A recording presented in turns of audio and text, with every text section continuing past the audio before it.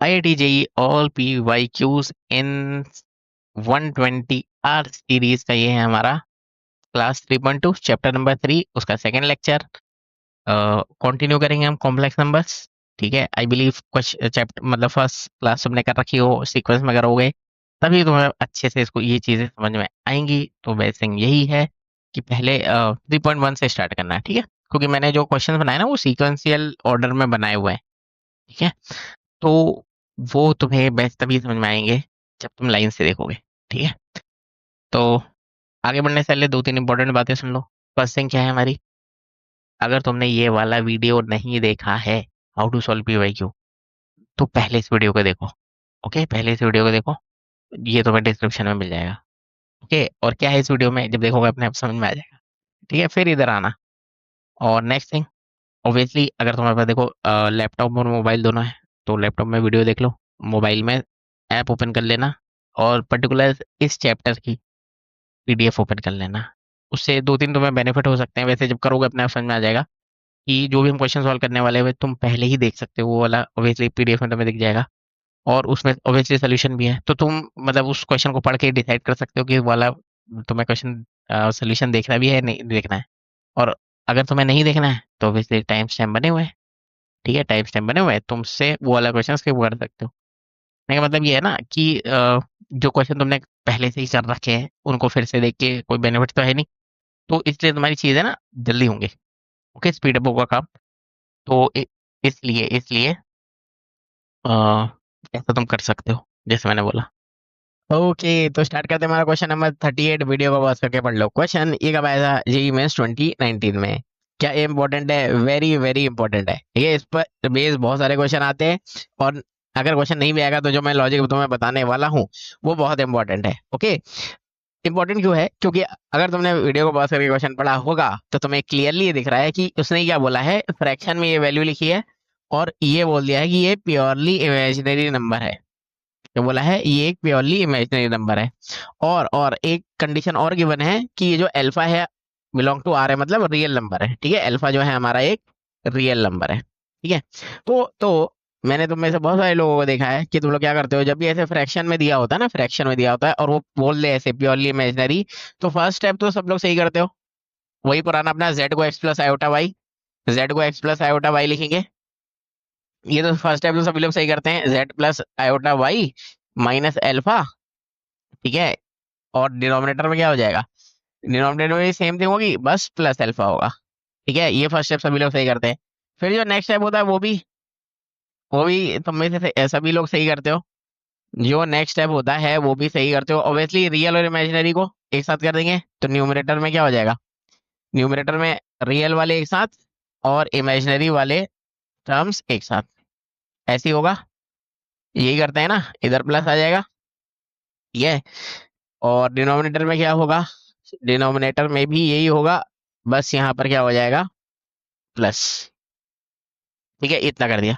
अब इस पॉइंट के बाद सब लोग गलत करते हो। क्यों? क्योंकि तुम्हें जब भी वो प्योरली इमेजिनरी बोल देगा, तुम लोग क्या करते हो, इस पॉइंट के बाद उसे रैशनलाइज करके रियल और इमेजिनरी में कन्वर्ट करने का ट्राई करते हो। ऐसा कर, वो स्टेप सही है, वो मेथड सही है, लेकिन वो लेंदी मेथड है। उससे भी बेटर मेथड हमारे पास पहले से ही है। वो क्या है कि जब भी वो ये बोल देगा, जब भी वो ये बोलेगा कि क्या है हमारा प्योरली इमेजिनरी, क्या बोल देगा, प्योरली इमेजिनरी। वो प्योरली इमेजिनरी बोले या बोल दे ऐसे, लेटर सपोज इसको मैंने Z1 कर लिया, या तो वो ऐसे बोल दे कि real part of Z1 is equal to 0।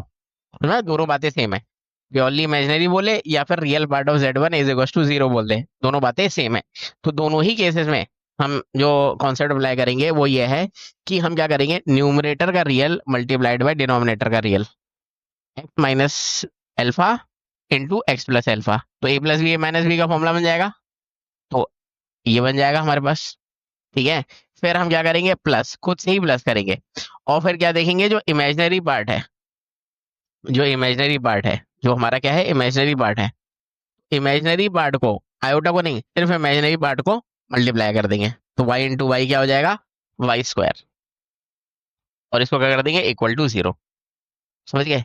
जो तुम प्रोसीजर अप्लाई कर रहे थे रैशनलाइजेशन वाला, अगर तुमने पॉज करके ट्राई किया होगा, नहीं तो पॉज करके एक बार ट्राई कर लो, उस केस में भी अल्टीमेटली तुम्हारा यही आंसर आने वाला है।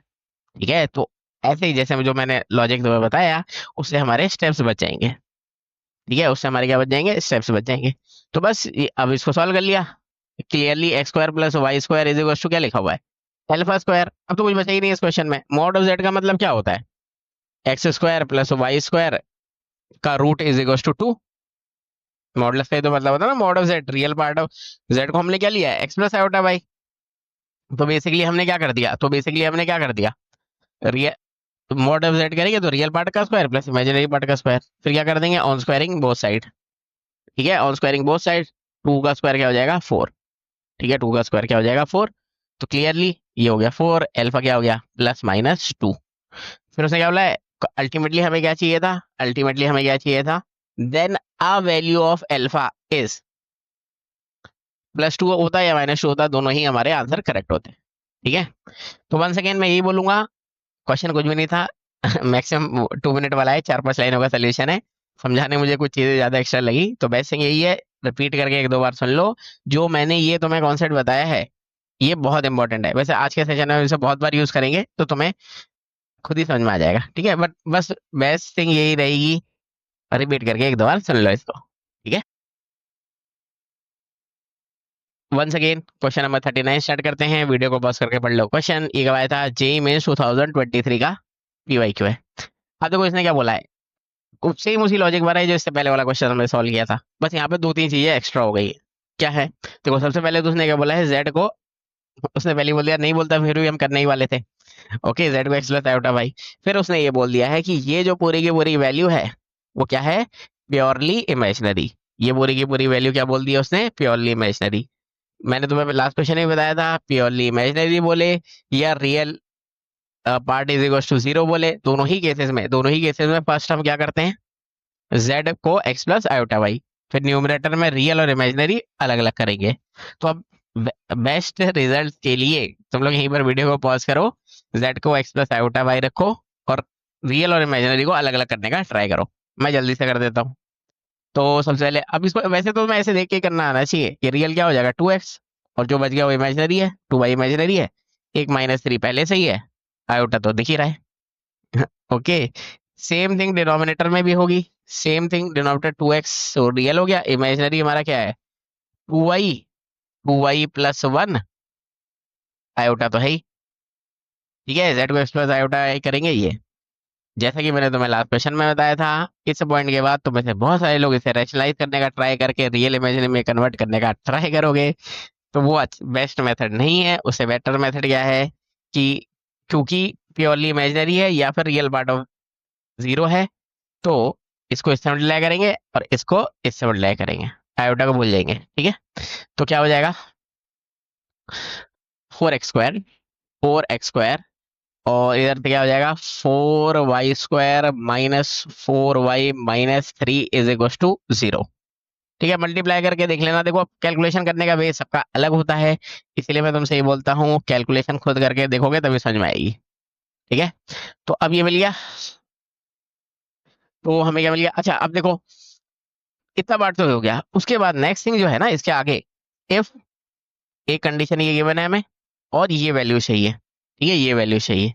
तो अब देखो मैं इसको बता रहा हूँ, बट इस टाइप की प्रॉब्लम ना तुम्हें पूरे मैथमेटिक्स में आ सकती है। इस पॉइंट के बाद जो पूछा गया है कि उसने तुम्हें एक कंडीशन दे दी, ये समझ में आया ना, उसने एक तुम्हें कंडीशन दे दी है, एक तुम्हारे पास पहले से ही है, और उसने एक तुमसे पूछी है। समझ में आया ना, इस टाइप का जब भी सिनेरियो बनेगा तो तुम्हें इस सिनेरियो को देख के ये समझ में आ जाना चाहिए अपने माइंड में ही कि हमें क्या करना है, कि ये चाहिए तो मैं अल्टीमेटली, तो ऐसा ऑलवेज होगा। ठीक है, इस टाइप के क्वेश्चन में ऐसा ही होता है कि सबसे पहले तो मैं इधर से क्या करूंगा, एक्स को y² कर लूंगा, वो भी माइनस का, एक्स को मैं y² कर लूंगा, वो भी माइनस का। कि देखो अगर तुम थोड़ा सा ऑब्जर्व करो तो हमें चाहिए क्या, जो हमें अल्टीमेटली चाहिए उसमें सिर्फ y है, x नहीं है। तो मैं क्या करता हूँ, यहाँ पर ये जो x है इसको इक्वल टू y कर लूंगा। ठीक है, x को y के टर्म्स में लिख लिया, और इस x को उठा के इधर रख दिया, यहाँ पे रख दिया। तो ये क्या बन गया, x² कर देंगे 4y/4, 4y² -4y - 3 is equal to 0। तो जो मैं तुमसे कह रहा था ना, मैंने तुम्हें बताया था कि एक कंडीशन वो देगा, एक तुमने कैलकुलेट कर ली, और थर्ड थिंग तुम्हें बतानी होगी। तो ऐसा ऑलवेज होगा कि इधर से हम कोई वैल्यू इधर सब्स्टिट्यूट करें, और इसको इसको फर्दर ऐसे सिंपलीफाई करें कि ये बन जाए। ठीक है, तो फर्स्ट काम तो हमने कर दिया। अगर ये जो मैंने बोला ना नहीं समझ में आया, रिपीट करके सुनो। ठीक है, तो फर्स्ट काम तो हमने कर दिया कि एक्स को हमने वाई के टर्म्स में लिख दिया, और इसको इधर उठा के सब्स्टिट्यूट कर दिया है। सेकंड काम हमारा ये रहेगा हमेशा इस टाइप के क्वेश्चन में, कि हमें अब इसको इस तरह से सिंपलीफाई करना है कि ये बन जाए। ठीक है, अब पर्टिकुलर इस क्वेश्चन में ये बहुत ही सिंपल सी चीज है। पर्टिकुलर ये क्वेश्चन थोड़ा इजी सा है। ठीक है, तो यहाँ पर मैं ज्यादा प्रॉब्लम नहीं आएगी, क्योंकि ये इधर तो बहुत सिंपल है ना, 4 कॉमन लेके 3 से डिवाइड कर दो। ठीक है, 4 कॉमन आ जाएगा, डिवाइड हो जाएगा, तो 4 कॉमन लिखा, 4 कॉमन लिख लिया इन तीनों में से, 3 को राइट में ले गया, डिवाइड कर दिया, ये तो डायरेक्टली 3/4 बन गया। लेकिन ऐसा कोई क्वेश्चन, मतलब ऐसे क्वेश्चंस होते हैं जहां पर ये थोड़ा सा कंफ्यूजिंग होगा, तो तुम्हें अपने माइंड में ये रखना चाहिए कि जो गिवन है पहले से ही, उससे सब्स्टिट्यूशन करेंगे, और इस वाली इक्वेशन को इस तरह से सिंपलीफाई करेंगे, कुछ कॉमन आएगा इस तरह से। ठीक है, कि ये वैल्यू बन जाए लेफ्ट हैंड साइड में, और राइट हैंड साइड में जो बच जाएगा वो हमारा आंसर होगा। ठीक है, इस टाइप के क्वेश्चन क्वाड्रेटिक में भी आते हैं, और वैसे तो पूरी मैथमेटिक्स में आते हैं। ओके, तो इसलिए हमारा 3/4 हो गया, और ये तुम्हारा इंटीजर ऑब्जेक्टिव टाइप था। आंसर क्या आ गया? 3/4। Okay okay, question number 40 start करते हैं। देखो सेम उसी लॉजिक पर बेस्ड है जो लास्ट वाला क्वेश्चन था। ठीक है, मैं तुम्हें लास्ट 2 क्वेश्चन में तुम्हें जो लॉजिक बताया है उसी पर बेस्ड है। अगर वो दोनों लॉजिक तुम्हें, मतलब वो 2 क्वेश्चन में जो मेन लॉजिक मैंने तुम्हें बताया था ना, प्योरली इमेजिनरी वाला, नहीं समझ में आया, रिपीट करके उनको बार बार सुनो। जब तक खुद अपने हाथों से सॉल्व नहीं कर पा रहे हो ना, तब तक तुम्हें करना चाहिए, क्योंकि ये बार बार आ रहे, देखो थर्ड टाइम ही रिपीट हो गया। अभी ऐसे बहुत सारे क्वेश्चन आएंगे जिसमें ही रिपीट होगा लॉजिक, और फिर तुम अगर वो रैशनलाइजेशन वाला मेथड अप्लाई करोगे ना, टाइम ही वेस्ट होने वाला है तुम्हारा। ठीक है, अब देखो इसने ये पहले ही बोल दिया है कि ये प्योरली इमेजिनरी है। वही चीज है ना, तुम में से बहुत सारे लोग इसको देखते हो फिर रैशनलाइजेशन अब करते हो, नहीं करना है। मैं प्योरली इमेजिनरी दिख गया, इसको इससे मल्टीप्लाई किया, कितना आ गया 3, फिर इन दोनों को मल्टीप्लाई किया, आयोटा को नहीं करेंगे। ठीक है, तो क्या हो जाएगा -4 टाइम्स साइन स्क्वायर थीटा। समझ रहे हो, सिंगल लाइन में ये आ जाएगा। नहीं तो मैं रैशनलाइज करके देख लो कितना टाइम लगने वाला है। ठीक है, तो clearly sign square theta, sine theta हमारा क्या हो जाएगा? +-√3/2। अब ये मत कहना कि इसको सॉल्व नहीं कर सकते, क्योंकि अब ये ट्रिग्नोमेट्रिक इक्वेशन का पार्ट है। ये ट्रिग्नोमेट्रिक इक्वेशन का, वो भी इजी वाला है, तो जिन्होंने भी थ्योरी अच्छे से पढ़ी होगी वो डायरेक्टली इसको देख के ऐसे लिख पाएंगे। एक -3 π/3 आएगा, और ऑब्वियसली +π/3 आएगा, और एक क्या आ जाएगा, और 2π/3, 2π/3। और क्योंकि हमें इधर ही चेक करना था ना, -90 से पाई तक ही चेक करना था। ठीक है, और हमें क्या चाहिए था? सम। हमें क्या चाहिए था? सम। तो सम क्या हो जाएगा इनका? सबको ऐड कर देंगे, एडिशन करेंगे तो क्या मिल जाएगा? 2π/3। और ये हमारा ऑब्जेक्टिव टाइप था, ऑप्शन नंबर सी हमारा करेक्ट हो जाएगा। ठीक है, तो वन सेकेंड मैं ये बोलूंगा कि अगर ये ट्रिग्नोमेट्रिक इक्वेशन नहीं पता थी, तो ये अच्छी बात नहीं है। ट्रिग्नोमेट्रिक इक्वेशन आनी चाहिए, क्योंकि फिर इसमें मुझे ना बहुत कुछ समझाना पड़ जाएगा तुम्हें। ठीक है, क्योंकि ट्रिग्नोमेट्री फिर पूरा फॉर्मूला बनेगा, क्यों बना, वो ऐसे बहुत सारा थ्योरी का पार्ट है। तो इससे बेटर यही है ट्रिग्नोमेट्रिक इक्वेशन पढ़ लो। ओके ओके, तो स्टार्ट करते हैं हमारा क्वेश्चन नंबर 41। वीडियो को पॉज करके पढ़ लो क्वेश्चन। ये क्वेश्चन कब आया था? जेईई मेंस 2023 का PYQ है। सेम उसी लॉजिक पर बेस्ड है जो इससे पहले इतने सारे हमने क्वेश्चन कर लिए, उन्हीं पर बेस्ड है। क्या करना है? पहले तो इसने इंटरवल दे दिया है 0 to 2π, first thing. Second thing उसने क्या बोल दी है कि प्योरली इमेजिनरी। अब उसने प्योरली इमेजिनरी तुम्हें बोला, तो फिर तुम फिर वही रैशनलाइजेशन से करोगे, टाइम वेस्ट होगा। हमें क्या करना है? सिंपल वे में इसको सिंप्लीफाई करना है, इसको सिंप्लीफाई करना है, बस आई को नहीं करना है। ठीक है, तो 1 को 1 से मल्टीप्लाई करेंगे, 1 आ जाएगा। उसको मल्टीप्लाई करेंगे तो minus plus into minus minus 2 sine square theta is equal to 0। और ये हम सबको पता है ट्रिग्नोमेट्री का फॉर्मूला, 1 - 2 साइन स्क्वायर थीटा क्या होता है? वो होता है हमारा cos of 2 theta is equal to 0। अब इसके बाद ट्रिग्नोमेट्रिक इक्वेशन आ जाएगी। ठीक है, इसके बाद ट्रिग्नोमेट्रिक इक्वेशन है। अब देखो, अगर तुम्हें ट्रिग्नोमेट्रिक इक्वेशन नहीं आती तो पहले जाओ ट्रिग्नोमेट्रिक इक्वेशन पढ़ो, और जिनको, क्योंकि मेरे को इसमें ना बहुत सारे फॉर्मूले बताने पड़ेंगे सारे। ओके, तो एनीवेज अगर तुम्हें आती है तो इसे सॉल्व करो वीडियो को पॉज करके। वही पुराना अपना मैक्सिमम 2 to 3 मिनट्स का टाइम लो, ज़्यादा टाइम वेस्ट मत करना। और जो आंसर आएगा उसे कमेंट कर देना, सो दैट और लोग भी देख सकें, और क्रॉस चेक तुम पीडीएफ में कर सकते हो। ओके, और इसका भी मैं डिटेल एक्सप्लेनेशन बना दूंगा, ठीक है, डिटेल एक्सप्लेनेशन मिल जाएगा तुम्हें। बट बेस्ट थिंग वही है कि ट्रिग्नोमेट्री के क्वेश्चन पहले पढ़ लो। तो ये मतलब इसके बाद मैक्सिमम 1 मिनट का है, ठीक है।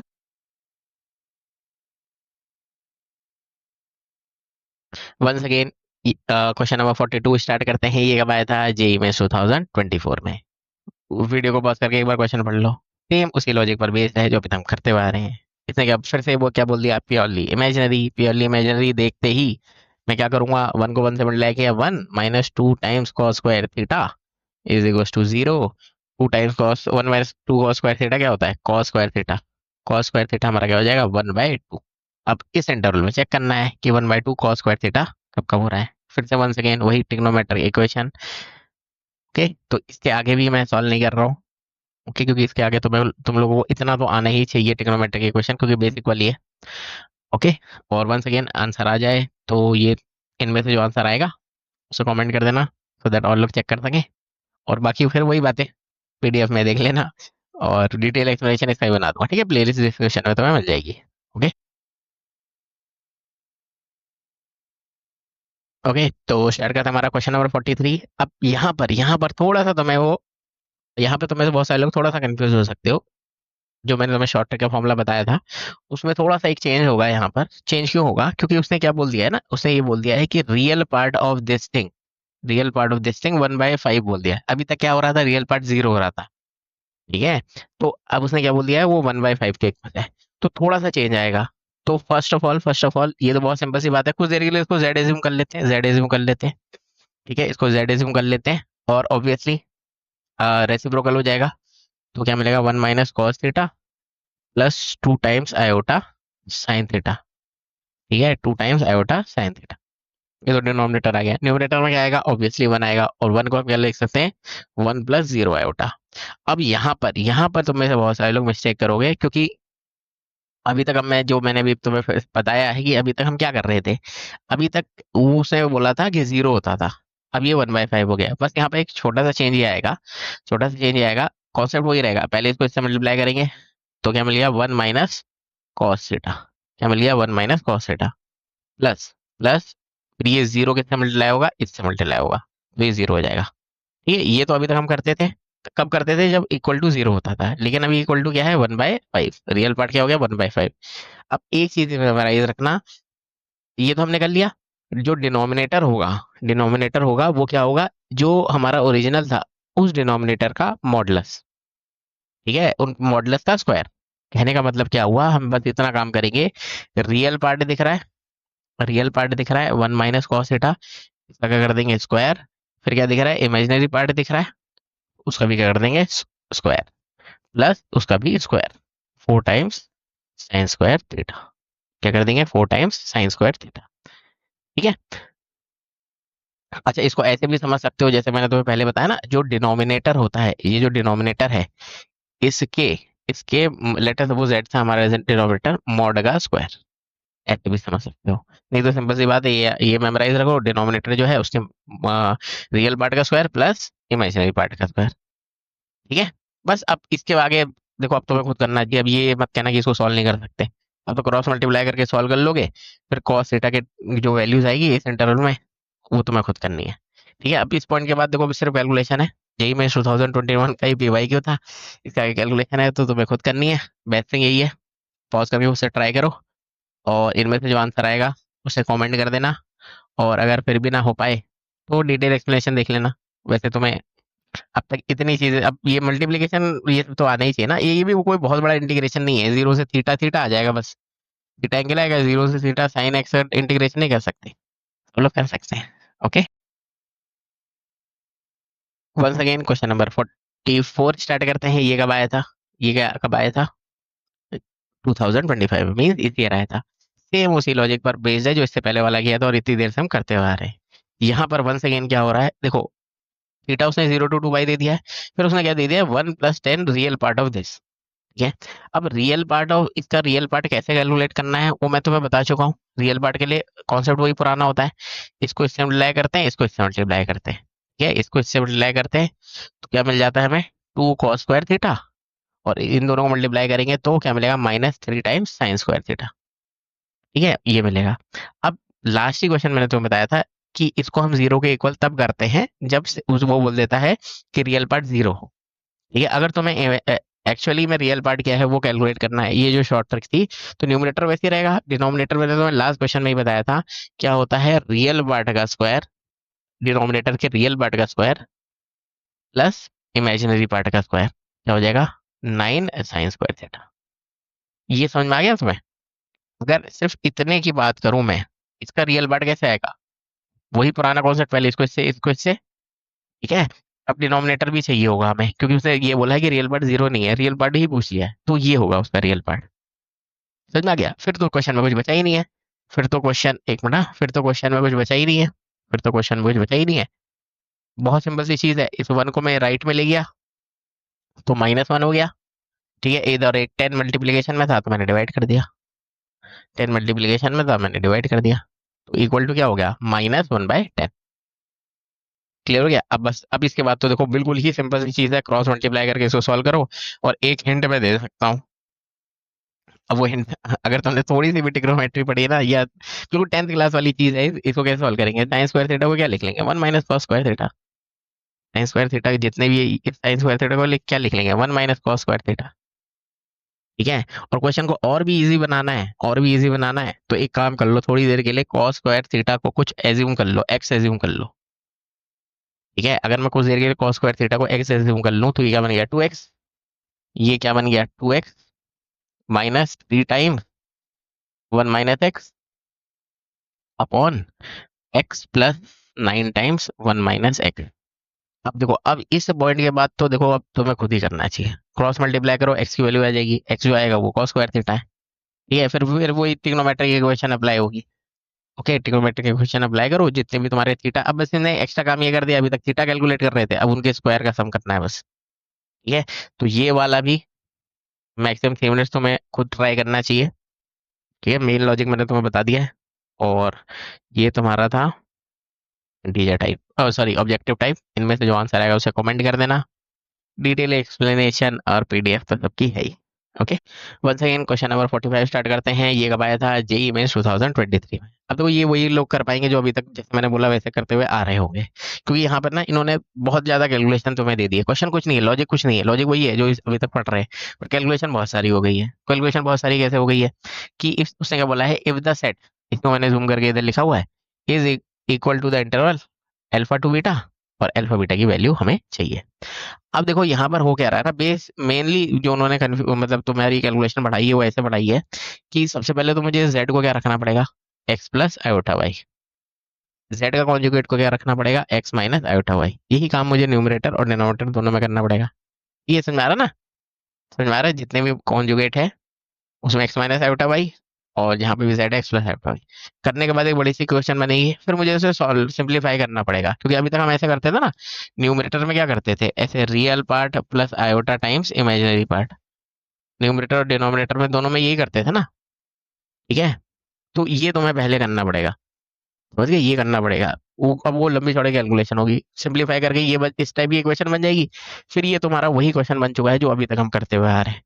अब इसने क्या बोल दिया है, रियल पार्ट 3 है, ये अभी लास्ट क्वेश्चन में ही बताया था। अब ये चीज तुम्हें ना देखो तभी समझ में आएगी जब पेन पेपर लेके बैठ के सॉल्व करोगे। ठीक है, तो वंस अगेन कैलकुलेशन तुम्हें खुद करनी है। मैं कैलकुलेशन तुम्हें कितनी में समझा दूं ना, तुम्हें तभी समझ में आएगी जब खुद तो पेन पेपर लेके बैठोगे। ठीक है, तो बेस्ट थिंग यही है, खुद पेन पेपर लेके इसे सॉल्व करो। और अगर एक बार तुमने स्टार्टिंग से वैसे ही किया होगा जैसे मैंने किया है, एक बार अगर तुम कैलकुलेशन पीडीएफ भी देख लोगे ना तो तुम्हें समझ में आ जाएगा कि ये बहुत सिंपल सी चीज थी। ठीक है, तो एनीवेज अब इसके आगे तुम लोग खुद करना है। ठीक है, once again question number 46 start करते हैं। ये कब आया था, जेई मेंस 2023 में। देखो, इसको, इस वाले क्वेश्चन को अगर हम पढ़ते हैं तो लेट उसने फिर से वही चीज है, लेकिन ये वाला ना बहुत ज्यादा कैलकुलेटिव क्वेश्चन है, बहुत ज्यादा कैलकुलेटिव क्वेश्चन है। और रिकमेंडेड तो यही है, इसको स्किप कर दो। ठीक है, मत करो, क्योंकि इसमें बहुत सारी कैलकुलेशन उन्होंने करवाई हुई है, क्योंकि तुम्हें पहले z स्क्वायर ये सारी वैल्यू कैलकुलेट करनी पड़ेगी। उसके बाद तो फिर ये वही बन जाएगा रियल पार्ट के इक्वल। लेकिन फिर उसे उन्होंने जो जितनी भी सारी कंडीशन गिवन है ना, इसको तुम फिर करने में और फिर तुम और परेशान हो जाओगे, तो इससे बेटर है कि ये वाला स्किप कर दो। बाकी पीडीएफ और डिटेल एक्सप्लेनेशन मैं इसका बना दूंगा, बस बेस्ट थिंग यही है कि मत करो इस क्वेश्चन को। ओके, क्वेश्चन नंबर 47 स्टार्ट करते हैं। ये कब आया था? ये भी इसे आया था। ठीक है, अब ये वाला भी मैं फिर से बोलूंगा, वीडियो को पॉज करो, क्वेश्चन पढ़ो। ये भी लॉजिक तुम्हें पता ही है। ठीक है, प्योरली रियल और प्योरली इमेजिनरी दोनों के। ठीक है, तो बेस्ट थिंग यही है कि इसको भी तुम खुद से सॉल्व करो, और ये करना चाहिए तुम्हें, थोड़ा सा कैलकुलेटिव है। ठीक है, और इसका भी मैं ये बोलूंगा, ये वही लोग कर पाएंगे जो इसको खुद सॉल्व करेंगे, उसके बाद इसका सोल्यूशन देखेंगे। ठीक है, तो इसको खुद सॉल्व करो, सोल्यूशन इसमें देख लो, और डिटेल एक्सप्लेनेशन भी मैं बना दूंगा, क्योंकि इसमें बहुत कुछ एक्सप्लेन करना पड़ेगा मेरे को। ठीक है, क्वेश्चन नंबर 48 स्टार्ट करते हैं। ये कब आया था? जेएमएस 2023 में। अब देखो यहाँ पर क्या हो रहा है ना, जो अभी तक हम करते आ रहे हैं वैसे ही है, बस यहाँ पे थोड़ा सा एक चेंज आ गया है। चेंज क्या आ गया, उसने क्या बोल दिया है कि ये एक रियल नंबर है। ठीक है, उसने ये बोल दिया है ये एक रियल नंबर है। इसका मतलब क्या हुआ कि इसका इमेजिनरी पार्ट हमारा क्या होगा? Equal to zero. अभी तक क्या हो रहा था? Real part equal to zero हो रहा था। अब क्या हो रहा है? इमेजिनरी पार्ट को इक्वल टू जीरो कर दिया गया है। ठीक है, तो प्रोसीजर फर्स्ट स्टेप तो वही है, वही पुराना अपना जेड को एक्स प्लस आयोटा वाई करेंगे, जेड को एक्स प्लस आयोटा वाई करेंगे। तो अगर मैं जेड को एक्स प्लस आयोटा वाई कर दूं, ठीक है, तो एक बार मैं इसको जल्दी से लिख देता हूँ। ओके, तो अब देखो मैंने कर दिया, जेड को एक्स प्लस आयोटा वाई किया, रियल इमेजिनरी अलग अलग कर लिया। अब हमें क्या करना है? इमेजिनरी पार्ट को जीरो करना है। अभी तक हम क्या कर रहे थे? रियल पार्ट को जीरो कर रहे थे। तो तो उस टाइम हम क्या करते थे? इसको इससे मल्टीप्लाई कर देते, इसको इससे मल्टीप्लाई कर देते। जब हमें उसने बोल दिया है रियल नंबर है, तो इसका मतलब इमेजिनरी पार्ट जीरो है। ठीक है, तो जब हमें इमेजिनरी पार्ट को जीरो करना होगा, तो उसकी शॉर्ट ट्रिक क्या है? अब क्या करेंगे? सबसे पहले इसको इससे मल्टीप्लाई करेंगे। समझ में आया? इसको इससे मल्टीप्लाई करेंगे। मैंने क्या किया? 4x को इससे मल्टीप्लाई किया, 2y-3। और फिर क्या करेंगे? इसको इससे मल्टीप्लाई करेंगे। ठीक है, समझ में आ रहा है? और बस अपने आप से क्या लगाएंगे? इधर माइनस। ठीक है, माइनस लगाएंगे, और फिर वो ये वाला मल्टीप्लीकेशन। समझ में आ रहा है ना? अभी तक क्या करते थे? इसको इससे कब करते थे? जब वो क्या बोलता था? रियल पार्ट जीरो है या प्योरली इमेजिनरी है। ये अब क्या बोल रहा है? रियल नंबर है। ठीक है, या तो प्योरली रियल बोले, या रियल नंबर बोले, या फिर बोले इसका इमेजिनरी पार्ट जीरो है। तो हम क्या करेंगे? ये इसको कर देंगे इक्वल टू जीरो। समझ में आया ना? इसको क्या कर देंगे? Equal to zero. मल्टीप्लीकेशन तो मैं समझ आ गया। और जब ये ऐसा वाला केस आएगा, जब भी ऐसा वाला केस आएगा ना, जहाँ पर डिनोमिनेटर की जब जीरो नहीं बोलेगा, वो कुछ और बोल देगा, जैसे अभी मैंने तुम्हें उसके लिए बताया था ना, इससे पहले वाले कंडीशन के लिए, तो वो वाला लॉजिक सेम ही रहेगा। मीन्स 4 का स्क्वायर प्लस 4y प्लस 2 का स्क्वायर। ये समझ में आया ना? अरे एक मिनट, हाँ, 4x का स्क्वायर होगा, सॉरी। ये समझ में आया ना? अभी मैंने तुम्हें बताया था क्या होता है रियल पार्ट का स्क्वायर, डिनोमिनेटर में रियल पार्ट का स्क्वायर प्लस इमेजिनरी पार्ट का स्क्वायर। डिनोमिनेटर दोनों में सेम रहेगा, बस न्यूमरेटर में चेंज आएगा। ठीक है, अब एक चीज यहीं पर मैं तुम्हें बता देता हूँ कि जब मैंने तुम्हें ऐसे बोला था ना, जब इक्वल टू जीरो होता है तो इसको हम क्यों नहीं लिखते हैं। ठीक है, इक्वल टू जीरो होता है तो इसको नहीं लिखते हैं, डायरेक्ट इसको इक्वल टू जीरो कर देते हैं ना, इसको इक्वल टू जीरो। और जब ये वो कुछ बोलता है, जैसे लेटर सपोज इसको बोलता है 1/2 है या 2 है 3 है, कुछ बोलता है, तब हम इसको लिखते हैं। ऐसा हम क्यों करते हैं? देखो, ओरिजिनली फॉर्मूला यही होता है, लेकिन जब वो पहले से ही इक्वल टू जीरो बोल रहा है, तो ये क्रॉस मल्टीप्लाई हो जाएगा। ठीक है, और ऐसा ऑलवेज होता है, तो बार बार क्यों लिखें उसको? हम डायरेक्टली इसको इक्वल टू जीरो कर देते हैं। ओके, अब ये जो मैंने बोला, अगर समझ में आया रिपीट करके सुनो, और ये उनके तो समझ में आ जाएगा जिन जो लोग स्टार्टिंग से पढ़ रहे हो। मैं ठीक है, क्योंकि मैंने लास्ट जो अभी तक आज के सेशन में अभी तक हमने पढ़ा है, उसका भी मैंने इसमें यूज किया है, तो अगर तुम ठीक से पढ़ रहे हो तो ये समझ जाओगे। ओके, एनीवेज, अब इसके आगे देखो क्या करना है। इसको इक्वल टू, अब ये क्रॉस मल्टीप्लाई हो जाएगा, तो हमारे पास सिर्फ और सिर्फ क्या बचेगा? This is equals to zero, this equals to zero. ठीक है, अब इसको सॉल्व करेंगे। ठीक है, इसको सॉल्व करेंगे। अब एक चीज और मेमोराइज रखना, कि एक कंडीशन और होती है, कि ये जो है ना, ये जो है, ये कभी जीरो नहीं हो सकता। ठीक है, ये कभी जीरो नहीं हो सकता। समझ में आया ना? तो यहीं से क्लियरली दिख रहा है कि ये वैल्यू अगर जीरो हो गई, तो ये नॉट डिफाइंड हो जाएगा। ठीक है, तो ये वाली कंडीशन भी तुम्हें कंसिडर करनी पड़ सकती है कुछ क्वेश्चंस में। एनीवेज, रिकमेंडेड वही है कि मैंने ऑलमोस्ट ही बता दिया कैसे सॉल्व होगा, तुम्हें खुद करना चाहिए। और फिर भी ना हो पाए तो पीडीएफ में भी देख सकते हो, और डिटेल एक्सप्लेनेशन भी इसका देख लेना, वही बना दूंगा मैं। ओके, बाकी ये क्वेश्चन तुम्हें ना खुद कर सॉल्व करने चाहिए। ओके। क्वेश्चन नंबर 49 स्टार्ट करते हैं। उन्हीं लॉजिक्स पर बेस्ड है जो अभी तक हमने किए हैं। ओके, अब बस यहाँ पर वही जो मैंने लास्ट क्वेश्चन में तुम्हें बताया ना, इसने क्या बोल दिया, इमेजिनरी पार्ट 1/5 के इक्वल है। वो कैसे आएगा, फिर से वही पुराना z को x प्लस आयोटा वाई रखेंगे, तो ये क्या बन जाएगा, x plus 1 plus iota y, ठीक है, प्लस आयोटा वाई, ये बन जाएगा। ठीक है, जो ब्रैकेट के अंदर में लिखा है वो यही वैल्यू बनेगी, और इधर बस 2 आ जाएगा। ठीक है, इधर बस 2 आ जाएगा। अब इसका इमेजिनरी पार्ट उसने क्या बोल दिया है, 1/5 के इक्वल है। तो इमेजिनरी पार्ट कैसे कैलकुलेट करते हैं, फिर से सुन लो कि मैं कैसे मल्टीप्लाई करता हूँ, इसको इससे मल्टीप्लाई करता हूँ। ठीक है, इसको इससे मल्टीप्लाई करता हूँ तो मैं क्या मिलेगा, y x प्लस 2, फिर अपने आप से एक माइनस लगाऊंगा, इसको इससे मल्टीप्लाई करूंगा, क्या मिल गया, y x प्लस 1, और ये अपॉन अपॉन, अब यहाँ पर क्योंकि उसने 0 के इक्वल नहीं बोला है, 1/5 के इक्वल लिखा है, तो इसने मुझे डिनोमिनेटर वाला पार्ट भी करना पड़ेगा। वो क्या है, रियल पार्ट का स्क्वायर प्लस इमेजिनरी पार्ट का स्क्वायर, समझ गए, x प्लस 2 का स्क्वायर प्लस y का स्क्वायर, तो इसको क्या बोल दिया, 1/5 के इक्वल। ठीक है, अब वंस अगेन क्रॉस मल्टीप्लाई करो, सिंप्लीफाई करो, इधर से एक वैल्यू आएगी, ये भी सॉल्व हो जाएगी इक्वेशन। ठीक है, इधर से भी वैल्यू आएगी, और फिर ये वाली वैल्यू को कैलकुलेट करने का ट्राई करो। ठीक है, और ये वाला भी वंस अगेन तुमको खुद ही करना है सॉल्व।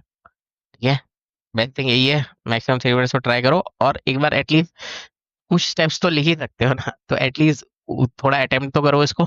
ठीक है, और फिर पीडीएफ और डिटेल एक्सप्लेनेशन तो दोनों है ही है। ठीक है, और ये रहे तुम्हारे ऑब्जेक्टिव, किसी का आंसर आ जाए तो कमेंट कर देना। ओके, वंस अगेन ये वाला भी क्वेश्चन नंबर 50 भी, ठीक है, ये वाला भी तुम्हें खुद करना है। अब इसने दोनों कंडीशन दे दी हमें। ये इसको हमने, उसने क्या बोल दिया, प्योरली इमेजिनरी, इसको क्या कर दिया, प्योरली रियल।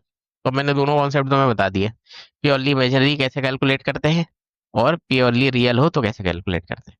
ठीक है, शॉर्ट ट्रिक दोनों की बता दी है। अब ये वाला भी, अब देखो, अब तुम्हें खुद करना चाहिए, और अल्फा बीटा की जो वैल्यू है, पाई से 2 पाई के बीच में हमें फाइंड आउट करने हैं। ठीक है, one again question number 51 start करते हैं। ये कब आया था, यही में 2023 में। इसको भी मैं तुम्हें ये बोलूंगा स्किप कर दो, क्योंकि ये बहुत लेंथी क्वेश्चन है, इसमें बहुत सारी कैलकुलेशन उसने करवाई है। ठीक है, इतना एग्जाम में मतलब तुम्हें 10 to 15 मिनट्स लग जाएंगे, और फिर भी चांस की तुम्हारा आंसर इनकरेक्ट ही आए, तो इस टाइप ये, इसको तो छोड़ ही दो तुम उस क्वेश्चन को। ठीक है, और फिर भी करना चाहते हो, अपना टाइम वेस्ट करना चाहते हो, तो मैं तुम्हें पीडीएफ मिल जाएगी, और इसका डिटेल एक्सप्लेनेशन भी बना दूंगा। ठीक है, वंस अगेन क्वेश्चन नंबर 52, देखो सेम उसी लॉजिक पर आया था, जेई में 2020 का है। रियल पार्ट इसने क्या बोल दिया है, 1, फिर से वही सेम वही चीज करनी है, x प्लस आयोटा वाई रखना है z को। ठीक है, फिर मैंने तुम्हें real part is equal to 1 का कॉन्सेप्ट बता ही दिया है, कैसे सॉल्व करते हैं। ठीक है, वो अप्लाई करो, बड़ी सी इक्वेशन बनेगी, और फिर तुम्हें फिर वो ऑब्वियसली वो तो then the point lies on, ये तुम्हें चेक करना, वो जो इक्वेशन बनेगी वो किस चीज की बनेगी, वही देखनी है, स्ट्रेट लाइन बनेगी, सर्किल बनेगी। ठीक है, इनमें से चेक कर लो, सर्किल और स्ट्रेट लाइन ही बन सकती है, कोई ऑब्जेक्टिव रहती है ना। तो बस यही चीज हमें चेक करनी है कि वो सर्किल बन रही है कि स्ट्रेट लाइन बन रही है। ओके, मेनली कॉन्सेप्ट वही है, स्टार्टिंग से अगर करते हुए आ रहे होगे तो ये बहुत इजीली तुम सॉल्व कर पाओगे। ओके, ओके, तो स्टार्ट करते हैं हमारा क्वेश्चन नंबर 53। वीडियो को पॉज करके पढ़ लो क्वेश्चन। ये कब आया था, ये इस ईयर आया था, जेई में 2025 में। अब देखो इधर हमें क्या करना है, देखो ये वाला क्वेश्चन भी ना, एक एवरेज स्टूडेंट भी मैक्सिमम मैक्सिमम 2 मिनट्स में इसे बहुत इजीली सॉल्व कर सकता है, अगर अगर तुम्हें बेसिक से 2-3 लॉजिक पता होंगे। ठीक है, 2-3 लॉजिक पता होंगे तो ये बहुत इजीली सॉल्व हो जाएगा। अब वो लॉजिक क्या है, देखो इसने क्या बोला है कि minimum value of this thing, इसकी हमें क्या चाहिए, मिनिमम वैल्यू। तो तो इस बात को समझो कि ये Z1 क्या है और Z2 क्या है। तो बस तुम अगर ये समझ गया ना Z1 Z2 क्या है, तो ये क्वेश्चन बहुत सिंपल है। कैसे, कि देखो अगर मैं इस इक्वेशन को देखूं, late us suppose this is equation number 1 and this is equation number 2, तो तुम्हें इस इक्वेशन नंबर 1 को देखते ही ये समझ में आना चाहिए कि ये किसको रिप्रेजेंट कर रहा है। अगर मैं यहाँ से माइनस कॉमन लिख लूं तो ये कुछ ऐसा बन जाएगा, इधर से माइनस कॉमन लिख लूं, अगर मैं इधर से माइनस कॉमन लिख लूं तो ये कुछ ऐसा बन जाएगा, इधर से माइनस कॉमन लिख लूं तो ये कुछ ऐसा बन जाएगा। ठीक है, ये समझ में आ रहा है ना, सेकंड वाले से माइनस कॉमन लेंगे तो ये कुछ ऐसा बन जाएगा। तो ये जो इक्वेशन लिखी है, equation number 1 and equation number 2, ये क्या है, एक सर्किल है। ठीक है, मतलब सर्कुलर रीजन है। ठीक है, ये पूरा का पूरा एक सर्कुलर रीजन है, और जिसका सेंटर C1 जिसका सेंटर C1 क्या होगा 8,2। ठीक है, देख पा रहे हो 8,2। ओके, पहले हमने माइनस कॉमन लिया, ये बन गया कॉम्प्लेक्स नंबर इसके अंडर में ब्रैकेट में। तो हमें ये समझ में आना चाहिए कि एक सर्कल है जिसका सेंटर क्या है 8,2। सेम ही लॉजिक से जो सेकंड वाला सर्कल है उसका सेंटर क्या हो जाएगा 2,-6। क्या हो जाएगा 2,-6। ये तो हो गई फर्स्ट थिंग। सेकंड थिंग, इन दोनों को देखते ही हमें ये भी समझ में आना चाहिए कि जो हमारा रेडियस है वो फर्स्ट वाले का क्या होगा 1। दिख रहा है ना 1, तो ये रेडियस 1 हो जाएगा। सेम ही लॉजिक से सेकंड वाले सर्कुलर रीजन का रेडियस क्या हो जाएगा 2। तो ये हो गया 2। अब इसका डायरेक्ट फॉर्मूला होता है जेड, जब भी इस टाइप की कंडीशन आएगी तो Z1 - Z2 का मॉडुलस का डायरेक्ट फॉर्मूला होता है। वो फॉर्मूला क्या होता है C1 C2 minus R1 - R2। ठीक है, ये डायरेक्ट फॉर्मूला होता है। अब C1 C2 क्या है, ये point, this point and this point, ये दोनों सेंटर्स के बीच का जो डिस्टेंस होता है वही हमारा C1 C2 है। ठीक है, C1 C2 ये लेंथ है। ठीक है, दो सर्कुलर रीजन के जो सेंटर हैं उनकी लेंथ, उनके बीच की लेंथ उन दोनों पॉइंट से। तो डिस्टेंस फॉर्मूला अप्लाई कर देंगे। अब ये तो बहुत सिंपल सा दिख रहा है, 8 - 2 6 मीन्स 36 हो गया। ये भी 8 आ गया 64, और इसका रूट है 110। डिस्टेंस फॉर्मूला तो अप्लाई कर ही लोगे, ये इन दोनों पॉइंट के बीच के डिस्टेंस तो डिस्टेंस फॉर्मूले से अप्लाई कर लोगे ना, तो 10 आ गई। और फिर क्या हो गया -R1 - R2, -R1 - R2, answer क्या आ गया 7। और ये तुम्हारा क्या था ऑब्जेक्टिव टाइप। क्या है, तो ये वेरी इंपॉर्टेंट क्वेश्चन है। ठीक, अगर समझ में नहीं है रिपीट करके एक दो बार सुनो। तुम्हें बस बस ये बेसिक सा लॉजिक पता होना चाहिए, वो भी कोई बहुत बड़ी चीज नहीं है, देख के ही समझ में आ जाएगा सेंटर क्या है और रेडियस क्या है। ओके, तो रिपीट करके 2-3 बार सुन लो। और बेस्ट थिंग, जैसे कि मैंने तो हमेशा बोला कि टाइम स्टैम्प बने हुए स्टार्टिंग में जाओ और खुद से इसे सॉल्व करो, और ये आंसर 7 कैलकुलेट करने का खुद से ट्राई करो। ठीक है, once again question number 54 start करते हैं। ये कब आया था जेई मेंस 2024 में। ओके, वीडियो को पॉज करके पढ़ लो क्वेश्चन। अब देखो, ये वाला भी सेट फॉर्मूले या सेट कॉन्सेप्ट पर बेस्ड क्वेश्चन है। ठीक है, इस जैसा कोई भी क्वेश्चन आएगा तो आज के बाद गलत नहीं होगा। कैसे, सबसे पहले इसने बोला है let z be a complex number. तो जब भी वो बोलता है जेड को एक कॉम्प्लेक्स नंबर, हम क्या करते हैं वही पुराना अपना x प्लस आयोटा वाई। ठीक है, तो फर्स्ट थिंग तो इतना देखते ही हम ऐसा कर लेंगे। फिर उसने नेक्स्ट थिंग बोली है such that the real part of this thing is 0। अब ये वाला कॉन्सेप्ट हमने बहुत बार देख लिया है कि कभी भी ऐसे फ्रैक्शन में कॉम्प्लेक्स नंबर होगा और उसको ये बोल दिया प्योरली रियल या रियल पार्ट 0, प्योरली इमेजिनरी, ये सब कुछ भी होगा। इसको कैसे सॉल्व करते हैं, ठीक है, इसकी शॉर्ट ट्रिक मैंने तो बता चुका हूँ आज के ही सेशन में। ठीक है, क्लियर हो गया। अब उसके आगे, ठीक है, अभी इसको हम कैलकुलेट करते हैं, बट उससे पहले हम आगे और बढ़ते हैं। Then the maximum value of this thing, इसकी इसकी मैक्सिमम वैल्यू क्या होगी। तो एज अ कॉन्सेप्ट हमें ये पता होना चाहिए कि कभी भी ऐसे लिखा होगा ना Z1 - Z2 का मॉडुलस, और इसकी मैक्सिमम वैल्यू की बात हो रही होगी, तो उसकी मैक्सिमम वैल्यू क्या होती है Z1 का मॉडुलस प्लस Z2 का मॉडुलस, ये होती है मैक्सिमम वैल्यू। अगर ये वाला कॉन्सेप्ट मैं इधर अप्लाई करूं, तो इसकी इसकी ऐसे लिख लेते हैं यहाँ पर छोटा सा मैक्स। तो इसकी मैक्सिमम वैल्यू क्या होगी, यही वाला कॉन्सेप्ट अगर मैं इधर अप्लाई करूं, ऐसे इसको इरेज कर देता हूं तो समझ ही गए होगे। ओके, तो वो क्या होगा modulus of Z plus 6 + 8 iota का मॉडुलस। ठीक है, तो जेड हमारा क्या है x प्लस आयोटा वाई, तो मॉड ऑफ जेड क्या हो जाएगा एक्स स्क्वायर, रियल पार्ट का स्क्वायर प्लस इमेजिनरी पार्ट का स्क्वायर और उसका स्क्वायर रूट। सेम यही चीज यहाँ पे भी कर देंगे। 6 का स्क्वायर मीन्स 36, 64, इसका रूट, रूट 100 क्या हो गया 10। ओके, तो अब अल्टीमेटली अगर मुझे ये वैल्यू मिल जाए x² + y², तब तो कोई प्रॉब्लम ही नहीं है, क्वेश्चन सॉल्व है। तो अब वो कैसे आएगी, वो जो हमारे पास इसने पहले से ही ये इन्फॉर्मेशन गिवन है, कौन सी वाली, ये वाली, कि इसका इस फ्रैक्शन का रियल पार्ट 0 है, वो ऑब्वियसली इधर से आएगी।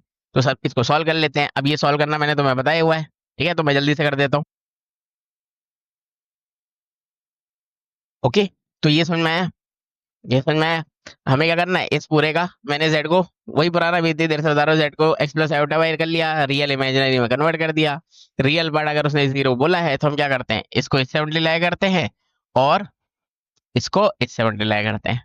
ठीक है, तो x square plus y square clearly दिख गया। 4 को राइट में ले गए तो ये कुछ ऐसा बन जाएगा, 4 को राइट में ले गए तो कुछ ऐसा बन जाएगा, इज इक्वल टू 4। 4 को अगर हम राइट में ले गए तो ये कुछ ऐसा बन जाएगा, 4 राइट में जाएगा तो इक्वल टू 4 आ गया। 4 का रूट क्या यहाँ पे रख देंगे, 4 4 का रूट हो गया 2 प्लस 10, हमारा आंसर क्या आ गया 12। हमारा आंसर क्या आ गया, ऑप्शन नंबर ए 12। ओके, तो वंस अगेन मैं ये बोलूंगा कि अगर समझ में नहीं आया रिपीट करके एक दो बार सुनो, ये बहुत इंपॉर्टेंट है।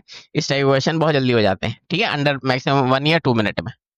ओके, क्वेश्चन नंबर 55 स्टार्ट करते हैं। ये कब आया था, जेई में 2021 में। वीडियो को पॉज करके एक बार क्वेश्चन पढ़ लो।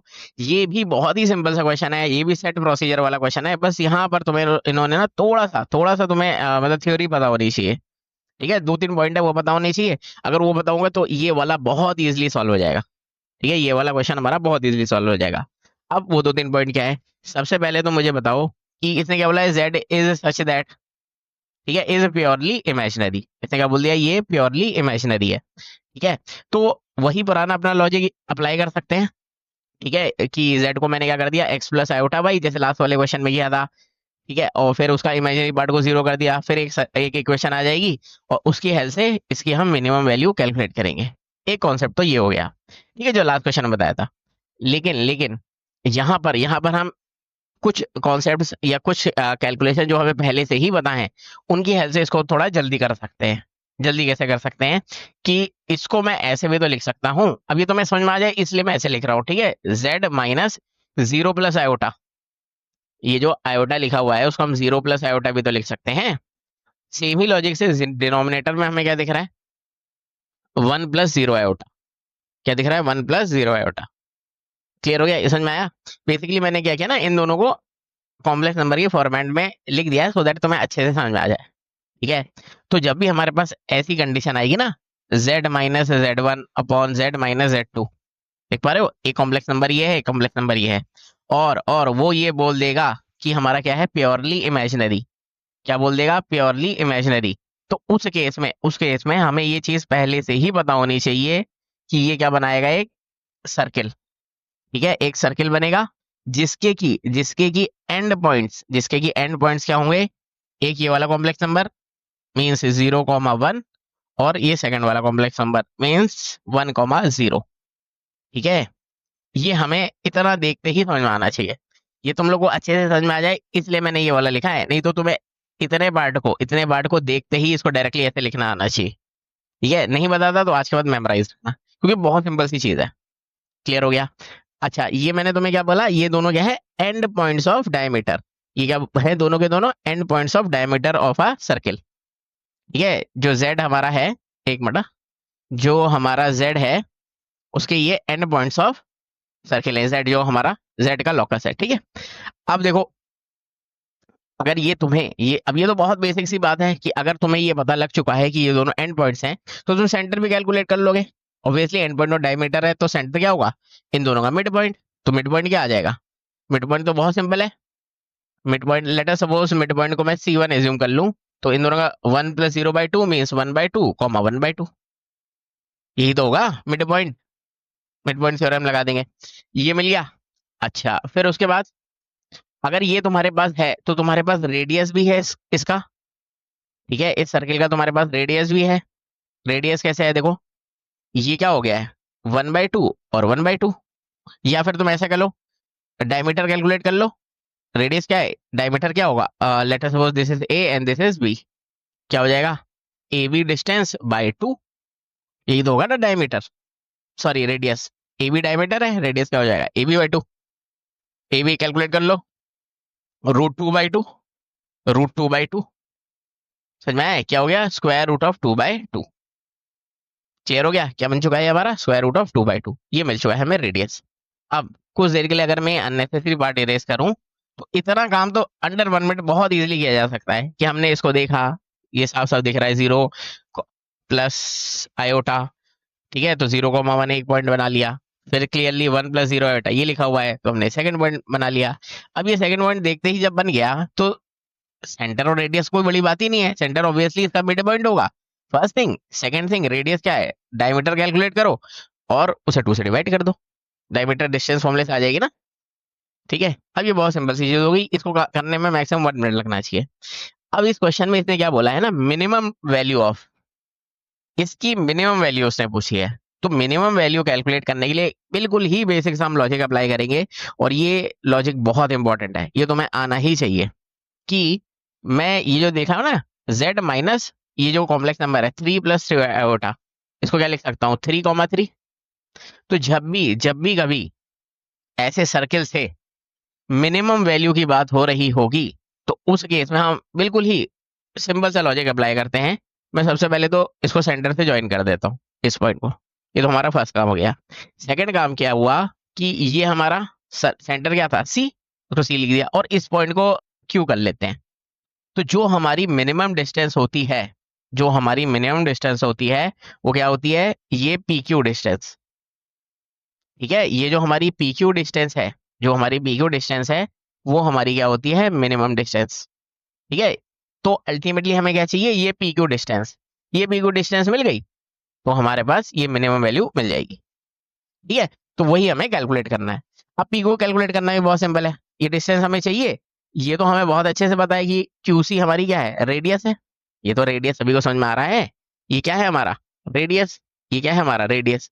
तो अब मुझे एक बात बताओ कि एक मैं इक्वेशन लिख रहा हूं यहाँ पर, कि क्या मैं इसको ऐसे लिख सकता हूँ कि P Q, P Q plus R is equal to P C, P Q plus R is equal to P C लिख सकते हैं, साफ साफ दिख रहा है। अच्छा, पी क्यू क्या है, पी क्यू ही तो हमें कैलकुलेट करना है, तो उसको हम क्या कर लेते हैं, मिनिमम वैल्यू। रेडियस हमारे पास पहले ही है स्क्वायर रूट ऑफ 2/2, और जो हमारा पीसी है वो क्या होगा, डिस्टेंस फॉर्मूले से आ जाएगा ना। पी एक पॉइंट हो गया, सी ये हो गई डिस्टेंस, पी ये पॉइंट हो गया, तो इन दोनों पॉइंट का डिस्टेंस फॉर्मूले से पीसी डिस्टेंस तो कैलकुलेट कर लोगे, डिस्टेंस फॉर्मूला अप्लाई करना है। ठीक है, और हमें हमारे पास हमारी ये ऑब्वियसली राइट में जाएगा और मिनिमम वैल्यू मिल जाएगी। ओके, तो मैं यही बोलूंगा, ये जो वाला क्वेश्चन है ये इंपॉर्टेंट है। मैंने इसमें तुम्हें बहुत सारे कॉन्सेप्ट बता दिए हैं, तो तुम्हें कंफ्यूजिंग लगा होगा, ये कंप्लीटली नॉर्मल है अगर फर्स्ट टाइम सुन रहे होगे। लेकिन ये बहुत सिंपल चीज है, दो तीन बार रिपीट करके सुनोगे, बहुत इजीली समझ में आ जाएगा। ये कोई एक्स्ट्रा ऑर्डिनरी चीज नहीं है, क्योंकि हमें बहुत सिंपल सी चीजें कैलकुलेट करनी है इधर। ठीक है, बिल्कुल ही सिंपल सिंपल चीजें कैलकुलेट करनी है, इसलिए मैं तुमसे ये कहूंगा रिपीट करके सुनो, और खुद खुद अपने हाथों से इसको सॉल्व करो, और ये तुम्हारा ऑब्जेक्टिव है। ठीक है, इनमें से जो आंसर है उसे कमेंट कर देना, और नहीं हो पाएगा तो कैलकुलेशन आगे पीडीएफ में चेक कर सकते हो। लेकिन रिकमेंडेड यही है कि तुम्हें रिपीट करके 2-3 बार सुनना चाहिए, जब समझ में आ जाए टाइम स्टेप बने हुए हैं, स्टार्टिंग में जाओ और खुद अपने हाथों से सॉल्व करो, और फाइनली इनमें से जो आंसर आएगा उसे कैलकुलेट करो। Okay, once again question number 56 start करते हैं। सेम उसी लॉजिक पर बेस्ड है जो इससे पहले वाला था। इससे वाला पहले वाला क्वेश्चन थोड़ा सा टफ था, ये सिंपल सा क्वेश्चन है। ठीक है, लॉजिक वही अप्लाई होने वाला है। क्या हो रहा है, इसने क्या बोला है, जेड ये बोल दिया है, तो इसका मतलब, अच्छा ये तुम्हें अगर नहीं पता तो इसको भी मेमोराइज रखना, ये बहुत बार दिखेगा तुम्हें। मॉड ऑफ जेड, या फिर ऐसे ही देख लो कि जेड को अगर मैं एक्स प्लस आयोटा वाई लिखूं, जेड एक कॉम्प्लेक्स नंबर है। ठीक है, इजा ऐसे यहाँ पे सी एन लिखा होना चाहिए, कॉम्प्लेक्स नंबर। ठीक है, जेड को एक्स प्लस आयोटा वाई लिखेंगे, मॉड ऑफ जेड क्या हो जाएगा, x square plus y square का रूट, फिर ऑन स्क्वायरिंग बोथ साइड कर देंगे, ऑन स्क्वायरिंग बोथ साइड कर देंगे, तो मॉड ऑफ जेड का स्क्वायर क्या हो जाएगा, x square plus y square. समझ में आया? सेम ही लॉजिक से अगर मैं इधर स्क्वायरिंग बोथ साइड कर दूं, तो ये क्या बन जाएगा, मॉड ऑफ जेड का स्क्वायर इज स्मॉलर देन 1 का स्क्वायर मीन्स 1, और जेड मॉड ऑफ जेड का स्क्वायर क्या होता है, x square plus y square. ठीक है, तो अब आज के बाद जब भी ऐसे तुम्हें लिखा हुआ दिखेगा mod of Z is smaller than 1, या कुछ भी स्मॉलर देन समथिंग, तो हम क्या करेंगे, x square plus y square is smaller than जो राइट में लिखा है उसका स्क्वायर। ठीक है, ये तुम्हें देखते ही लिखना आना चाहिए। ओके, ये समझाया, नहीं तो मैंने तुम्हें प्रोसीजर बता दिया है, और उससे बेस्ट थिंग यही है, याद ही कर लो इसको। क्लियर हो गया?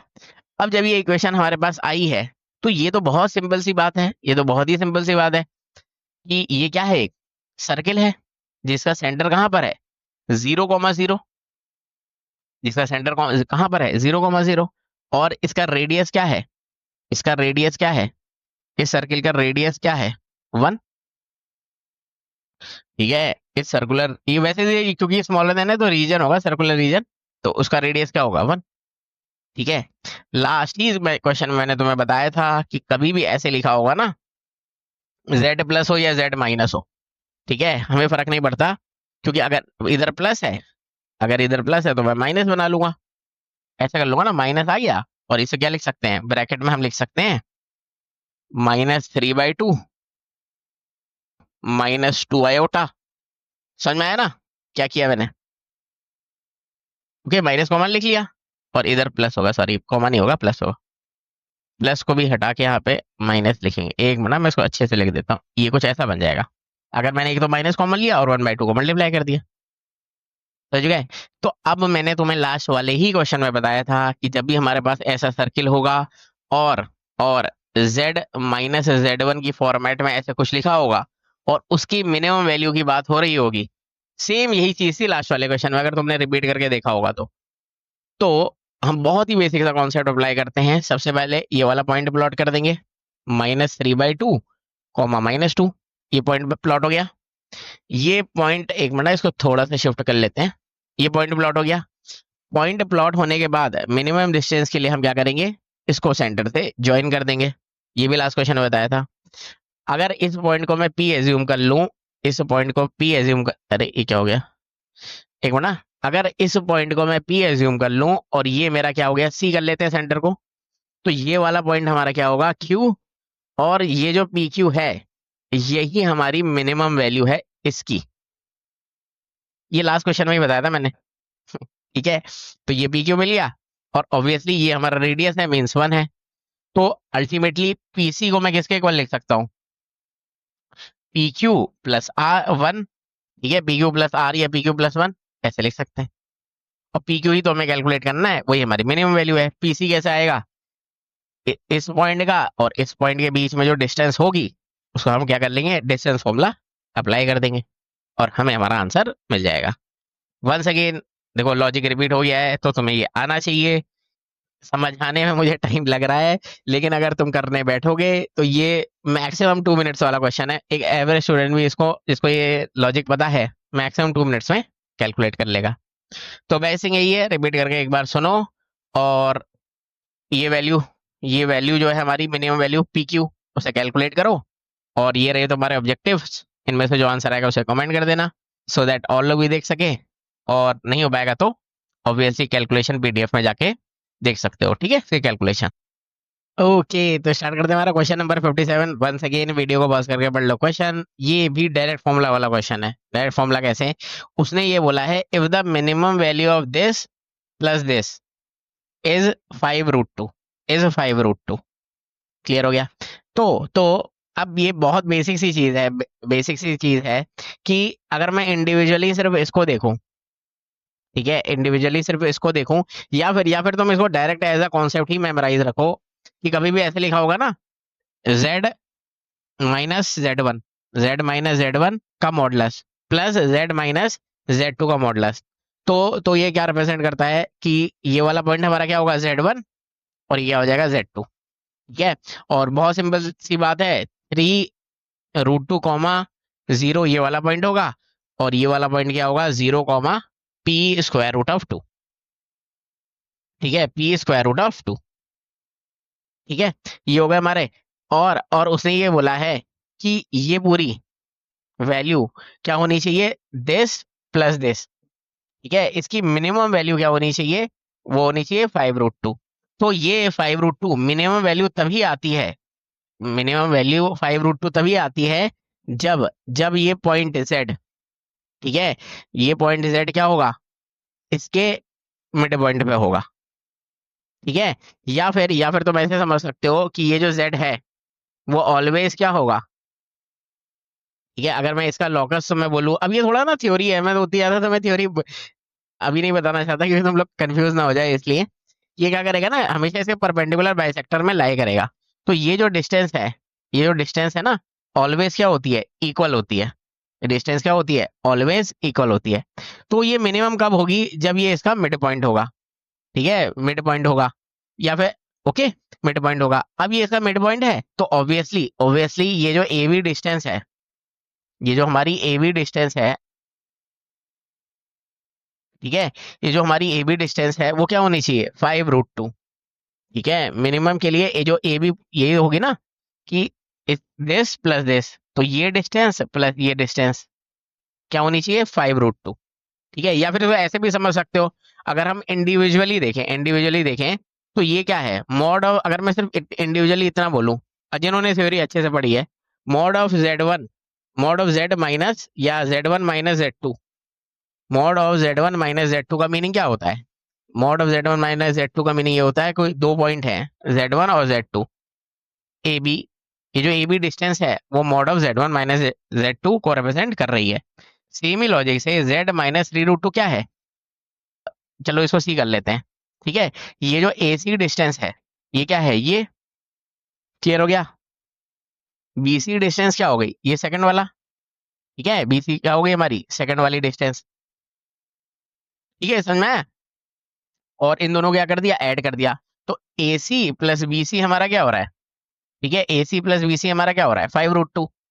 ठीक है, इसको तुम ऐसे भी समझ सकते हो कि ए सी प्लस बी सी हमारा क्या हो रहा है, 5√2, और ए सी प्लस बी सी को हम क्या ले सकते हैं, ए बी। ए बी हमारा क्या हो रहा है, 5√2। ए बी तो डिस्टेंस फॉर्मूला अप्लाई कर ही लोगे ना इसमें, डिस्टेंस फॉर्मूला अप्लाई हो जाएगा।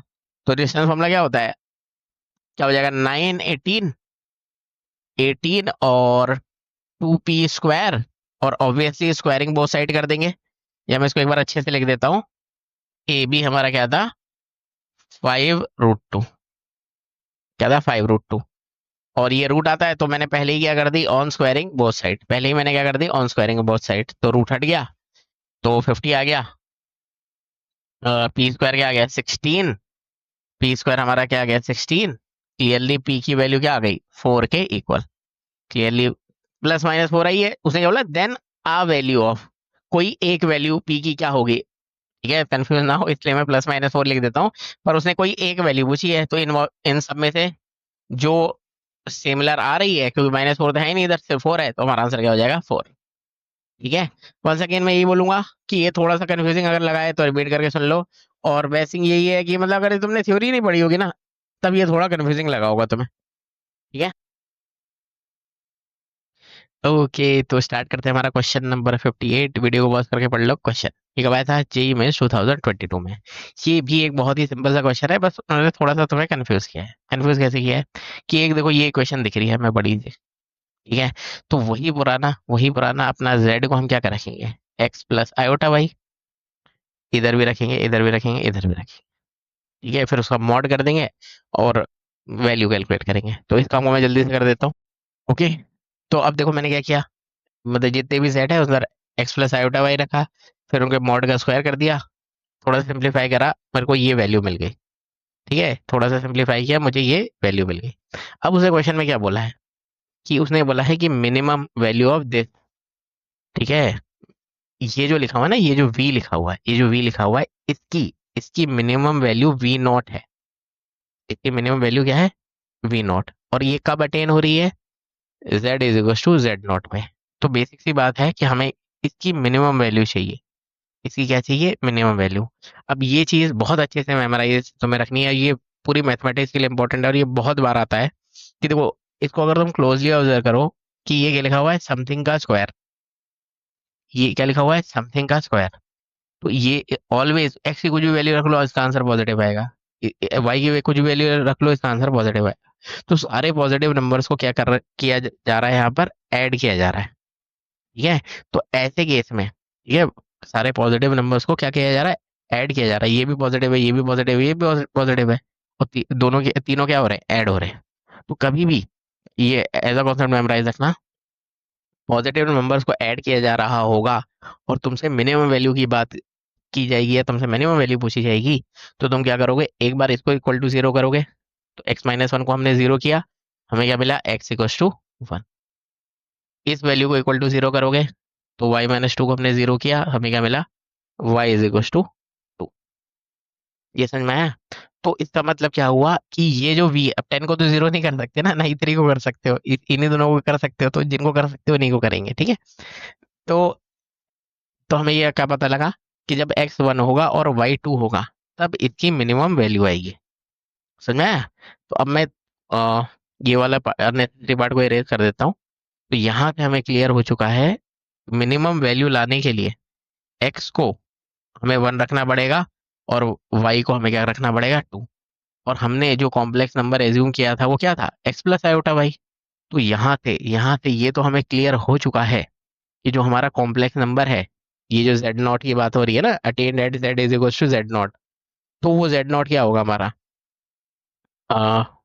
1 + 2 आयोटा। ठीक है, क्योंकि x1 है y2 है, तो z हमारा क्या हो जाएगा, 1 + 2 आयोटा। क्लियर हो गया? और जिस मिनिमम वैल्यू की बात की जा रही थी वो था v0। v0 ही तो थी ना इसकी मिनिमम वैल्यू, v0 थी। तो वो कैसे आ रही है, x को मैंने 1 रखा, ये 0 हो गया, y को 2 रखा, ये 0 हो गया, तो मेरे को क्या मिल गई वो वैल्यू, ये दोनों स्क्वायर वाले, ये दोनों तो 0 हो गए। क्या बच गया, 10 बच गया, 10 × 3 30। तो वो जो मिनिमम वैल्यू थी वो क्या हो जाएगी, 30। ठीक है, तो बस तो इस क्वेश्चन में कुछ बचा ही नहीं है।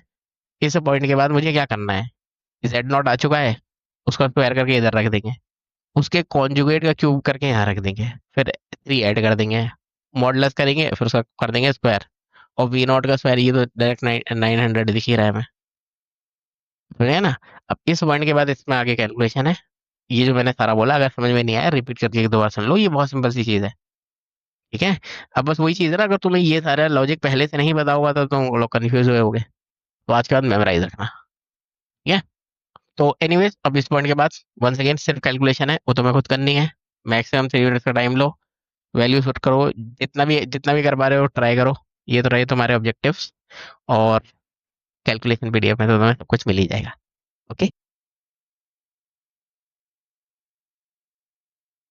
क्वेश्चन नंबर 59 स्टार्ट करते हैं। वीडियो को पॉज करके पढ़ लो क्वेश्चन। अब यहाँ पर बस हमें एक फॉर्मूला पता होना चाहिए। ठीक है, बस हमें एक फॉर्मूला पता होना चाहिए, वो मैं लिख देता हूँ। ओके, तो ये फॉर्मूला हमें पता होना चाहिए। ठीक है, इसको मेमोराइज रखना बहुत इंपॉर्टेंट है। अब देखो, क्योंकि यहाँ पर मॉड ऑफ जेड की मिनिमम वैल्यू की बात हो रही है, क्योंकि मॉड ऑफ जेड की किसकी मिनिमम वैल्यू की बात हो रही है, मॉड ऑफ जेड की। तो हम क्या करेंगे, फॉर्मूले का बस इतना पार्ट ही यूज करेंगे। ठीक है, अब इतना ही क्यों यूज करेंगे, वो थ्योरी का पार्ट है, उसमें मेरे को समझाने में बहुत टाइम लगेगा। ओके, तो ये चीज एज अ कॉन्सेप्ट तुम मेमोराइज कर सकते हो। ठीक है, तो ये चीज हो गई, तो ये वाला पार्ट यूज करेंगे। तो अब क्वेश्चन हमारा बहुत सिंपल हो चुका है।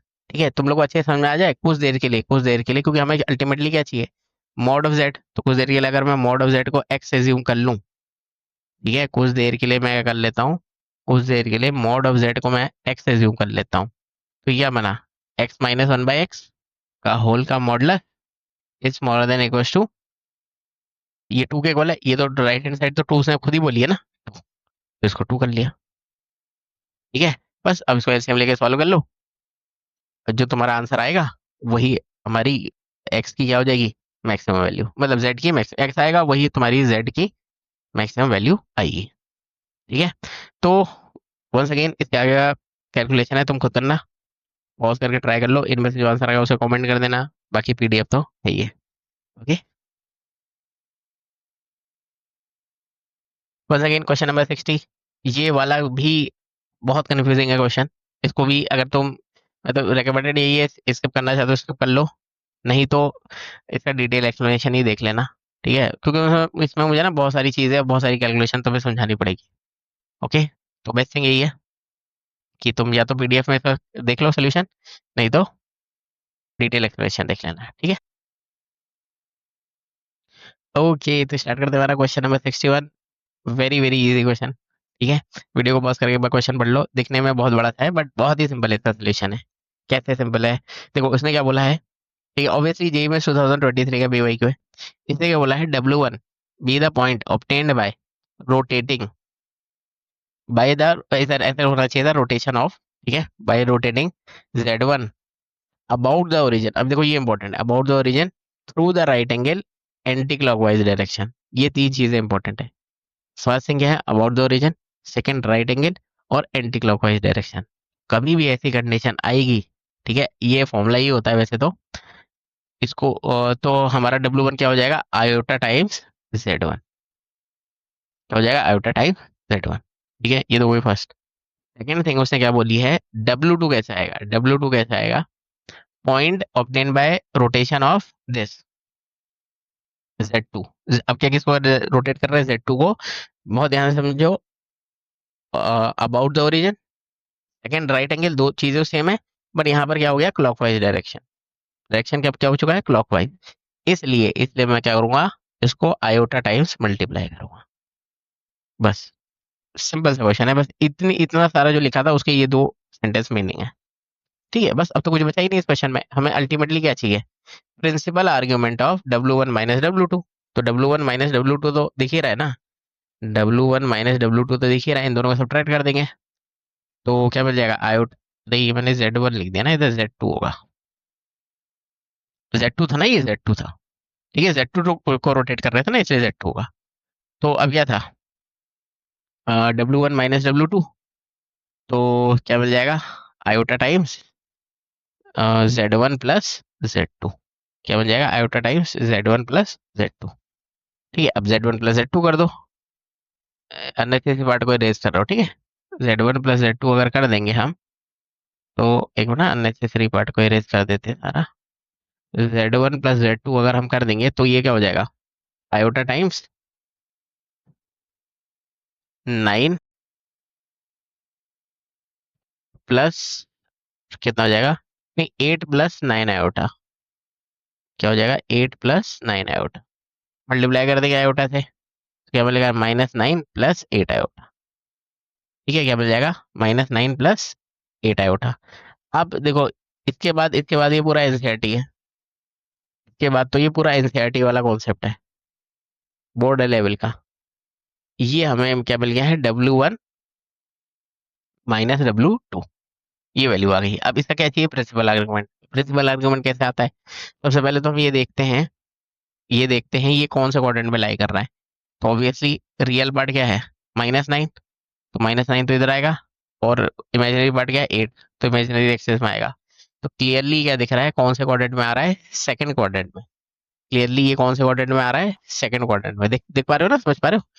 तो जब भी हमारे पास सेकंड क्वाड्रेंट की कंडीशन आती है, सेकंड क्वाड्रेंट की कंडीशन आती है, तो जो हम आर्ग्यूमेंट होते हैं वो कैसे कैलकुलेट करते हैं, उसका फॉर्मूला क्या होता है, directly pi minus tan inverse imaginary part upon real part, और इसका क्या कर देंगे, मॉडुलस।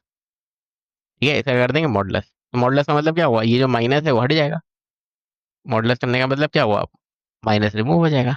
तो क्या हो जाएगा, पाई - tan इनवर्स 8/9। ठीक है, इसलिए इसका आंसर क्या हो जाएगा, पाई - tan inverse 8/9, means option number A. ठीक है, अब देखो ये अगर कन्फ्यूजिंग लगाता तो ये कन्फ्यूजिंग था नहीं, क्योंकि तुमने कॉन्सेप्ट पहली बार सुना होगा, इसलिए तुम्हें समझ में नहीं आया होगा। बेस्ट थिंग यही है, रिपीट करके दोबारा सुन लो और इन कॉन्सेप्ट को मेमोराइज रखना, ये जो मैंने इसमें बताया। ओके, और अगर तुम्हें ये नहीं आता ना, ये तो एनसीईआरटी की चीज है, अब ये तो आनी ही चाहिए, क्योंकि फिर थ्योरी में बहुत कुछ बताना पड़ जाएगा मुझे। ठीक है, सारे कोऑर्डिनेट के केसेस बताने पड़ेंगे। ठीक है, वंस अगेन क्वेश्चन नंबर 62, फिर से वही वाला आ गया, देखो एक बार वीडियो को पॉज करके क्वेश्चन पढ़ लो। ये कब आया था, जेईई में 2020 में।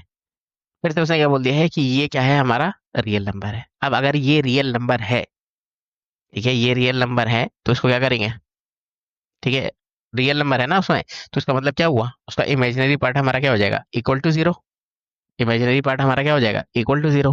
तो इमेजिनरी पार्ट जीरो के इक्वल कैसे करते हैं, सबसे पहले हम क्या करेंगे, इसको इससे मल्टीप्लाई करेंगे, तो क्या मिलेगा, 4 टाइम्स sin थीटा। ये मैं तुम्हें बता चुका हूँ कॉन्सेप्ट। फिर खुद से लगाएंगे माइनस, और एक माइनस यहाँ पहले से, तो ये बन जाएगा प्लस, क्या बन जाएगा, 3 times cos theta is equal to zero. Clearly tan theta हमारा क्या हो जाएगा, -3/4। ठीक है, tan थीटा हमारा -3/4 हो गया। अब ट्रिग्नोमेट्री के अकॉर्डिंग, अब इतनी चीज तो मैं ट्रिग्नोमेट्री में ही आनी चाहिए कि tan हमारा नेगेटिव कहाँ होता है, सेकंड क्वाड्रेंट और फोर्थ क्वाड्रेंट में। ठीक है, सेकंड और फोर्थ में। तो अगर मैं सेकंड क्वाड्रेंट की बात करूं, तो थीटा क्या होता है, अभी मैंने तुम्हें बताया था, पाई - tan इनवर्स,